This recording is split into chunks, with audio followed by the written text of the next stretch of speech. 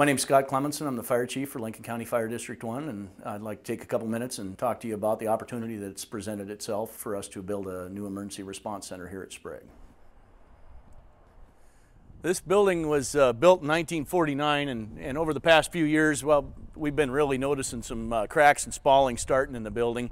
About 2 years ago, we had 6 feet of snow, and it really did some structural damage. The addition to this structure was done in 1959, and it caused a whole bunch of settling, which has just cracked this thing top to bottom. You can actually see daylight through it from the inside. It's pretty significant damage. You know, when you get cracks through the center of the cinder blocks, you know, not just where the mortar's laid, clearly you've got some issues, and that's part of the old structure.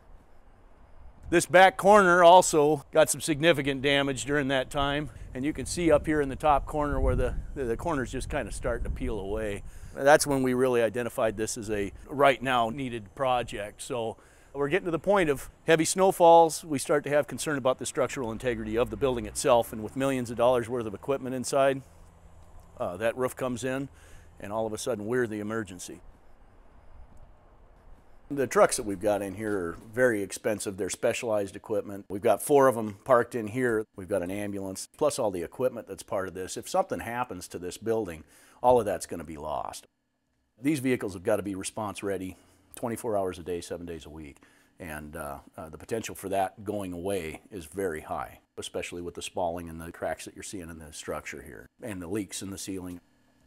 Also, we are sitting in a floodplain. This building was built on a floodplain. In '97, we had our last large flood. We became a part of the problem as opposed to a part of the solution, in that people were actually having to sandbag the fire station instead of the firemen going down and sandbagging the other buildings in town.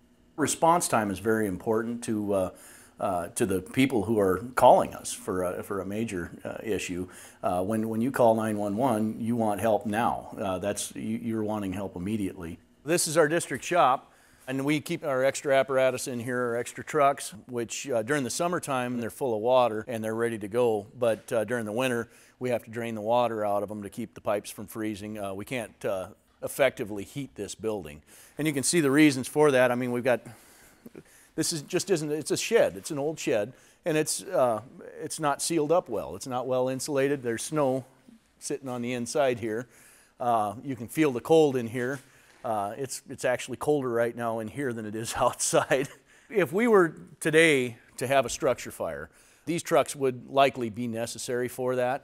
And in order for these trucks to be used, they've got to go out to a hydrant, they've got to be filled with water, and then they've got to respond. And the time that's lost, they're not response ready right now during this time of year. The time that is lost actually filling these trucks up with water to take them to the fire is substantial. Right now, our district, we've got some great trucks. We've replaced all of our apparatus, and we've got great engines, and we've got great equipment. We've got some great volunteers. And the only thing that's really lacking for us is a facility. We've received a grant from FEMA to build a new emergency response center, and that's $1 million grant, which is significant, especially for this community. The only issue that we have with that grant is it requires that we have matching funds, and we have to come up with 25%, which is $333,000. The $1 million comes, and then $333,000 has to be added on top of that. We've been told by FEMA that we need to come up with those funds by June.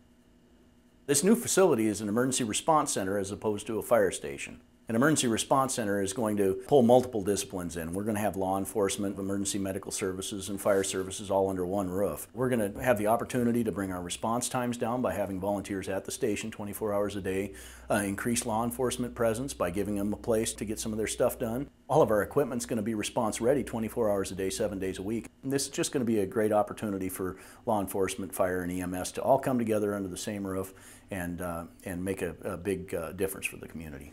With I-90 going through this end of the county, we probably have more calls for service as far as vehicle collisions and ambulance response and law enforcement response than any other area in the county. And this will give, deputies a chance to, when they do respond, hopefully, maybe be in the area more to where they can respond from a quicker response standpoint, and then at the same time be able to do paperwork after an event and kind of catch up and, share information. Washington State Patrol is out there quite often with us, and we work hand in hand. Having this facility here is just going to give them a little bit better opportunity to base in this area. Instead of sitting on the side of the interstate, they're going to be right there with us.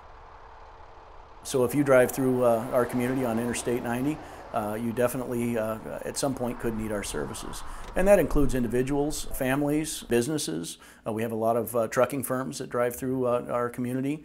And this is an important issue for all of those folks. And the only way we're going to be able to take advantage of the $1 million grant is to come up with that $333,000. It's really important that we get everybody to come together now from our community and surrounding communities and donate to this facility and make it a reality. You never know when you're going to need us, but when you do, you're going to want us right away. And this facility is going to help us to do that. And we really are going to rely heavily on the community and the folks in surrounding communities to come together and make those dollars happen. We'll do the rest.